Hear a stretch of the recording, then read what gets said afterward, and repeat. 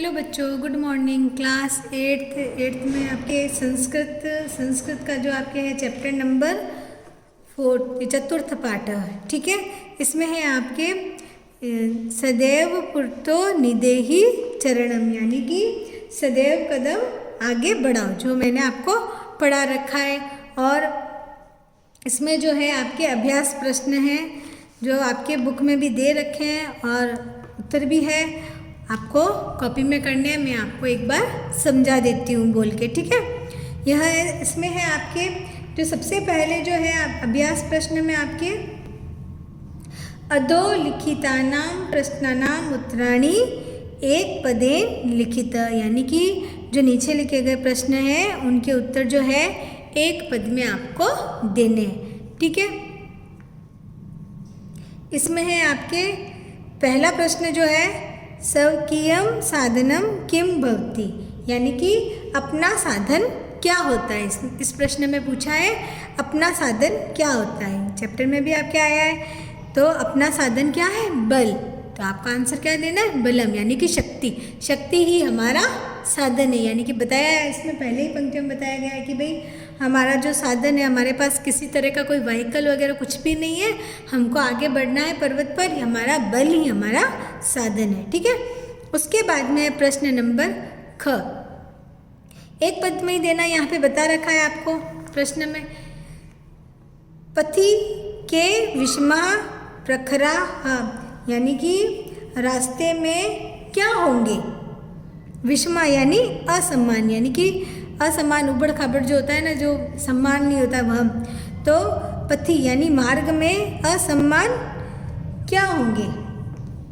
तो क्या है? पाषाणा, यानी कि पत्थर जो है रास्ते में असम्मान होंगे, उबड़ खाबड़ रास्ता आएगा। उसके बाद में ग, सततम किम करणीयम, यानी कि इसमें पूछा है कि हमेशा क्या करना चाहिए। तो क्या करना चाहिए? दे स्मरणम, यानी कि हमको हमेशा दे स्मरणम करना चाहिए। उसके बाद में है आपके अगला प्रश्न जो है एतस्य गीतस्य रचयिता कः, यानी कि इसमें पूछा है इस गीत के रचयिता कौन है। यानी कि आपको उस दिन भी मैंने बताया था, बोर्ड पे भी लिखा था मैंने, श्रीधर भास्कर वर्णेकर जी। तो आपको उत्तर देना है श्रीधर भास्कर वर्णेकर जी, ठीक है, इस गीत के रचयिता। उसके बाद में है आपके अगला प्रश्न है सह कीदृश कवि मन्यते, उन्हें कैसा कवि माना गया है। तो आपको उत्तर देना है राष्ट्रवादी कवि, ठीक है। इसका उत्तर होगा राष्ट्रवादी कवि। उसके बाद में है आपके प्रश्न नंबर आगे वाला, इसमें बुक में आपके सबसे पहले एक और प्रश्न था। उस प्रश्न में आपके था जो भाई पाठ का जो गीतम स्वस्वर गायन, यानी कि इस पाठ को स्वस्वर यानी कि स्वर के साथ में आपको गाना है, ठीक है। इसलिए मैंने वो आपको लिख के नहीं बताया, वह आपको खुद को उसको बार बार पढ़ना है और गाना है। मैंने प्रश्न नंबर 2 से ही आपके स्टार्ट किया, ठीक है। उसके बाद में प्रश्न नंबर 3 आपके मंजुषात क्रियापदानी चित्वा रिक्त स्थानानि पूर्यत, यानी जो ये बॉक्स दिया हुआ है इसमें जो क्या है क्रिया, कौन सा है? क्रियापद दिए गए हैं। तो ये क्रियापद दिए मैंने यहाँ पे लिख रखे हैं क्रियापद, यह आपको चुनना है और ये जो रिक्त स्थान है इनको पूरा करना है, ठीक है। तो इसमें क्रियापद है, ये दिया गया है निधेयी यानी रखो, यह क्रियापद है। विधेयी यानी करो, यह भी करना रखना। जेहि यानी कि छोड़ो, देही देना, भज जो पूजा करना, चलना, कुरु, ऐसी जो है क्रियापद है। तो इन क्रियापद से आपको जो है ये रिक्त स्थान जो है पूरी करनी है, ठीक है। तो इसमें सबसे पहला है त्वम विद्यालयम चल, क्या है? त्वम विद्यालय चल। तो इसमें आपको लिखना है तुम विद्यालय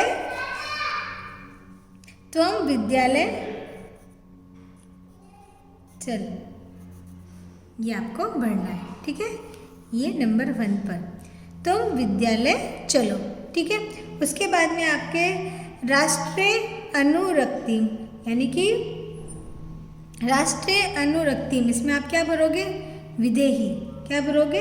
विदेही।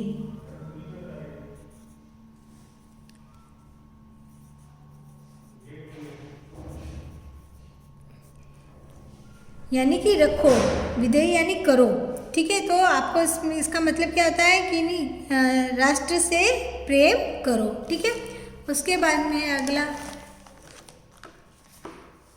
मह्यम जलम। क्या आएगा इसमें? मुझे जल, आप क्या आएगा? देही। क्या आएगा? देही। मुझे जल दीजिए। क्या आएगा? देही। ठीक है, मुझे जल दीजिए। उसके बाद में आपके अगला मूड, यहाँ पे आपके विस्मय चिन्ह लगाया हुआ है मूड। फिर यहाँ पे रिक्त स्थान है धनागम तृष्णम, यानी कि हे मूर्ख। यहाँ पे क्या आएगा? ये आएगा जय ही, यानी कि छोड़ दो। कैसे लिखना है आपको?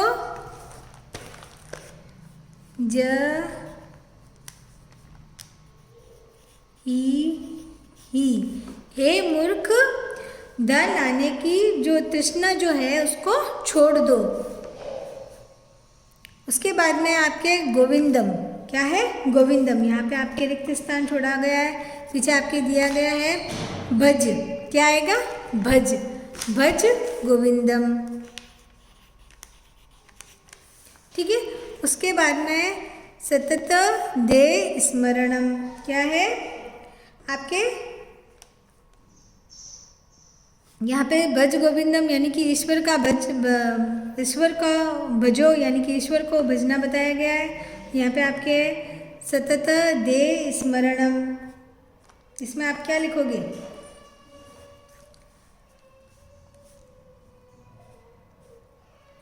सतत दे स्मरणम, पीछे क्या बचा है? कुरु।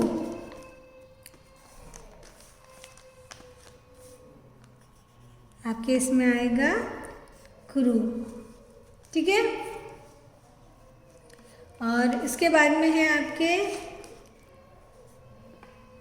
यहाँ पे आपके जो है दे स्मरणम बताया गया है। उसके बाद में आपके बताया गया है उचित कथनानाम समक्षम आम, अनुचित कथनानाम समक्षम न इति लिखत, यानी कि ये जो कथन दिए गए हैं उनके सामने आपको आम यानी कि हाँ और न यानी कि नहीं, यानी कि जो कथन सही है उसके आगे आपको हाँ लिखना है और जो कथन गलत है उसके सामने आपको नहीं लिखना है। ठीक है, तो पहले हम देखते हैं। सबसे पहला जो है निज निकेतनम गिरी शिखरे अस्ति।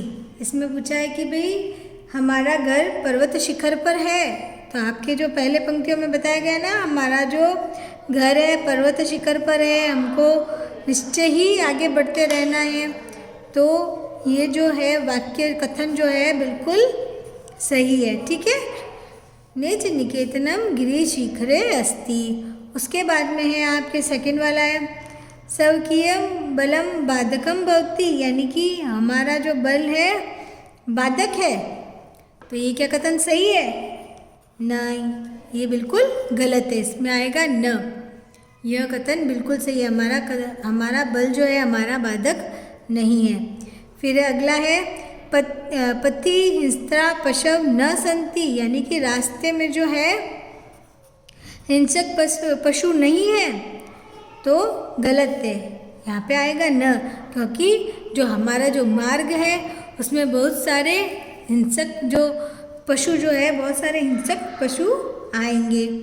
उसके बाद में है गमनम सुकरम अस्ति, यानी कि जाना आसान है। बिल्कुल नहीं, जाना आसान बिल्कुल नहीं है, बहुत ही कठिन है। तो यहाँ पे आएगा न। ठीक है, उसके बाद में आपके सदैव अग्रे एवं चलनीयम, यानी कि हमेशा जो है आगे बढ़ना चाहिए। हाँ, हमेशा बिल्कुल ये कथन सही है, हमेशा हमें जो है आगे बढ़ते रहना है। उसके बाद में है आपके आगे वाले जो प्रश्न जो है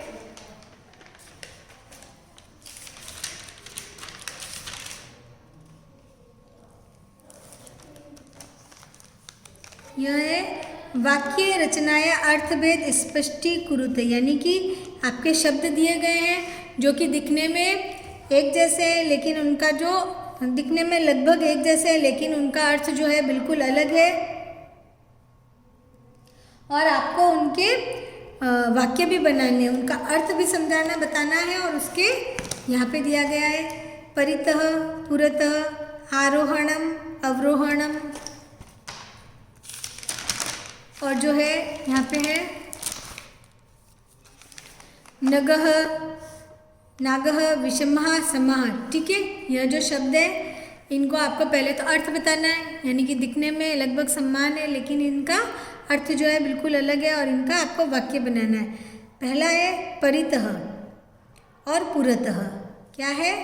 परितः और पुरतः, यानी कि दिखने में समान है लेकिन इनका अर्थ जो है बिल्कुल अलग है।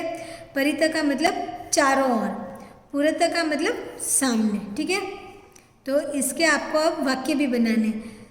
तो आपको कैसे बनाना है? विद्यालयम परितः वृक्षाः सन्ति, यानी कि विद्यालय के चारों ओर क्या है? पेड़ है। क्या है?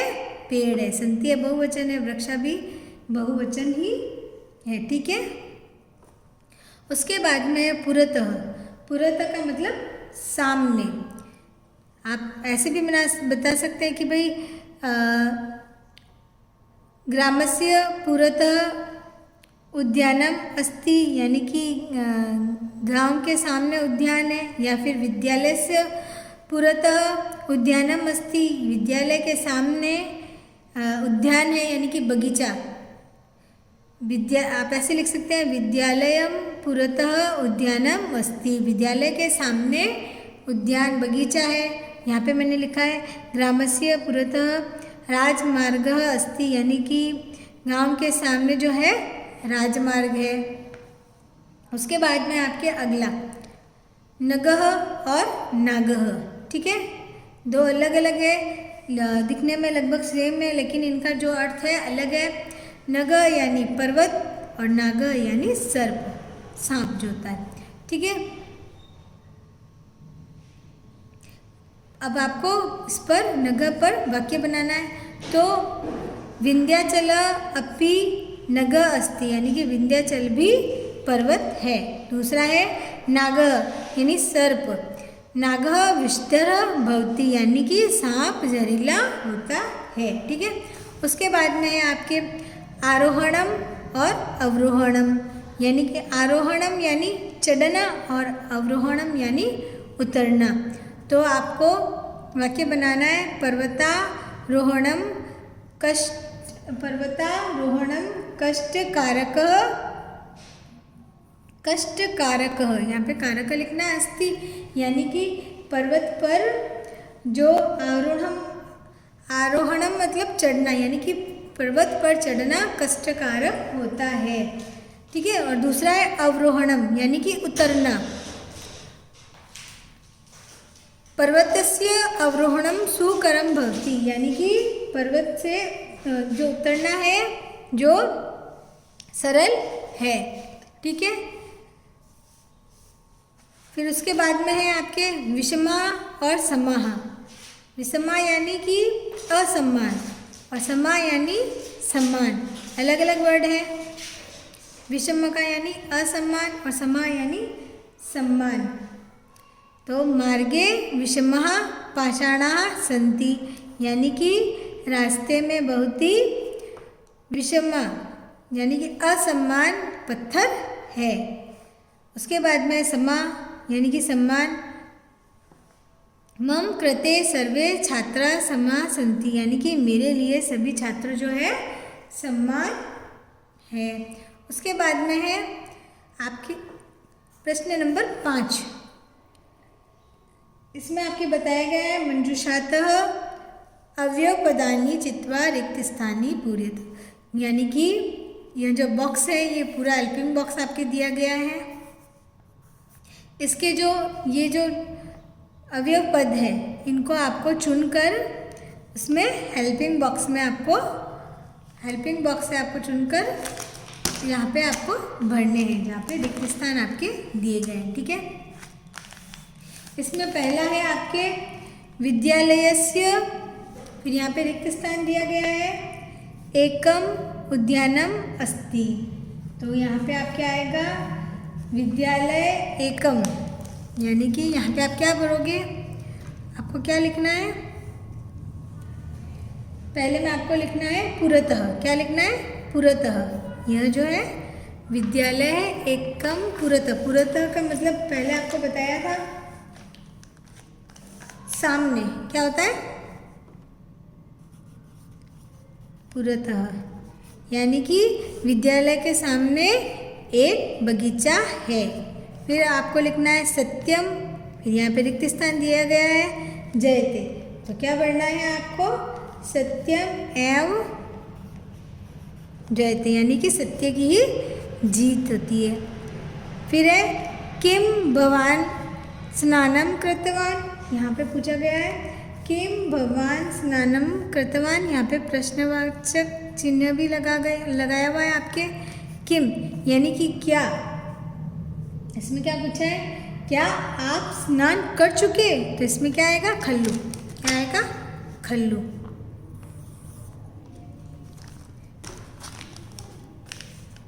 यहाँ पे इसको थोड़ा सा जोर देके पूछा गया है, क्या आप स्नान कर चुके? उसके बाद में सह यथा चिंतयति आचरति, यानी कि सह यानी कि वह जैसा चिंतयति यानी सोचता है। फिर यहाँ पे क्या आएगा? तथा आचरति, यानी कि वह जैसा सोचता है वैसा ही व्यवहार करता है। ठीक है, फिर अगला है आपके ग्रामम वृक्षाः सन्ति। तो इसमें क्या आएगा? परितः, यानी कि चारों ओर। क्या आएगा? चारों ओर, यानी कि गांव के चारों ओर पेड़, यहाँ पे परितः आएगा। ठीक है, वृक्षाः सन्ति। फिर है विद्याम जीवन वृथा, यहाँ पे विना, विना का मतलब है बिना। यहाँ पे आपके शब्द दिए गए हैं, अवयव शब्द। यहाँ पर खल्लू है, परितः चारों ओर है, पुरतः सामने है, सदा हमेशा है, विना यानी बिना है, तथा यानी जैसा, यानी कि जैसा तैसा वैसा होता है ना। उसके बाद में है आपके यहाँ पे वैसा। उसके बाद में विद्या बिना जीवनम वृथा, यानी कि विद्या के बिना जीवन व्यर्थ है। फिर है भगवंतम भज, यानी कि भगवान को भजना। यहाँ पे क्या आएगा? सदा, ये लिखा पड़ा है सदा। सदा भगवंतम भज, यानी कि हमेशा भगवान, यहाँ पे आपको लिखना है सदा। ठीक है, यहाँ आपके हो गए अवयव पद थे, यहाँ पे आपके दिए गए हैं, इनको आपको रिक्त स्थान में भरने। ठीक है, उसके बाद में आपके प्रश्न नंबर 6 है। इसमें आपके विलोम पद है जो आपके बुक में दिए गए उल्टे पुल्टे, तो मैंने यहाँ पे जोड़े बना के लिख दिए। तो इसका मतलब बता देती हूँ मैं आपको। पुरतः यानी सामने, पृष्ठतः यानी पीछे, भीति यानी डर, साहस यानी आपको भी पता है हिम्मत, साहस यानी हिम्मत। गमनम क्या है? गमनम यानी जाना, आगमनम यानी आना। स्वकीयम यानी अपना, क्या होता है? अपना। और परकीयम यानी पराया। अनुरक्ति यानी प्रेम, और विरक्ति यानी अलगाव। यानी अनुरक्ति यानी क्या होता है? प्रेम। अनुरक्ति प्रेम और विरक्ति अप्रेम, जो अलगाव जो होता है वह है बिल्कुल विलोम। यहाँ पे क्या लिखा है? विलोम पदानी योजते, यानी कि विलोम पद। ये मैंने जोड़े बना दिए, मैंने इनका आपको अर्थ समझा दिया। ठीक है, अब आपको सभी प्रश्नों के अर्थ जो आपको बता दिए समझा दिए, तो ये आपको प्रश्न कॉपी में करने हैं समझाए हुए और आपको याद करना है। ठीक है,